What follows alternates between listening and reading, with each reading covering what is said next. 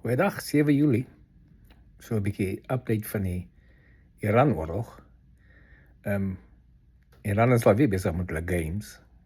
Hulle het nou in die laaste 24 uur 2 skepe getarget daar in die Strait of Hormuz. Olietanker en nog 'n skip wat daar deur die Strait of Hormuz gegaan het. En nou het hulle begin dreig die skepe wat verder daardeur gaan dat hulle gaan teiken.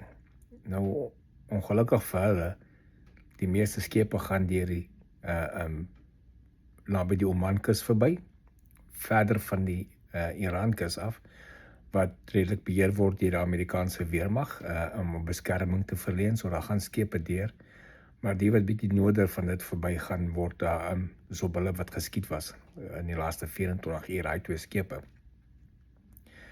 En intussen vandag met daai dreigemente weer 'n paar skepe wat omgedraai het ons die olieprys sien opgaan weer, sodat dit van $69 opgegaan na $72 toe.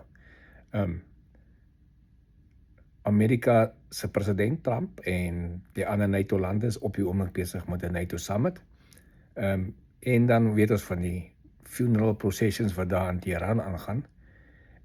Ek vermoed, Iran is besig om homself te set up om weer pak te kry.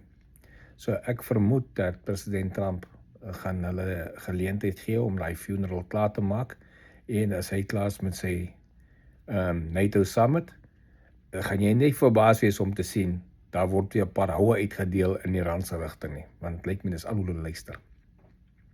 Want daar is op die oomblik 'n halt in die peace talks oor hy mense besig is by die funeral van hulle late Ayatollah. En hulle kon nog nie met hulle nuwe, ek sien hy nuwe gay Ayatollah nog nie sy gesig gewys nie. So dis maar games hier en daar, cat and mouse games, en dit gaan sekerlik aangaan vir die hele proses, definitief aangaan vir die hele proses van die peace talks en al daai tipe van dinge. Maar moenie verbaas wees as president Trump na die NATO summit of miskien voor dit nog verby is, so 'n paar klappe uitdeel daar in die rigting van Iran, net dat hulle weer agterkom wie's in charge daar van daai Strait of Hormuz. Hulle gaan nie toelaat dat Iran die Strait of Hormuz beheer of tolgeld vra soos hulle wat probeer doen nie. So, kyk maar uit.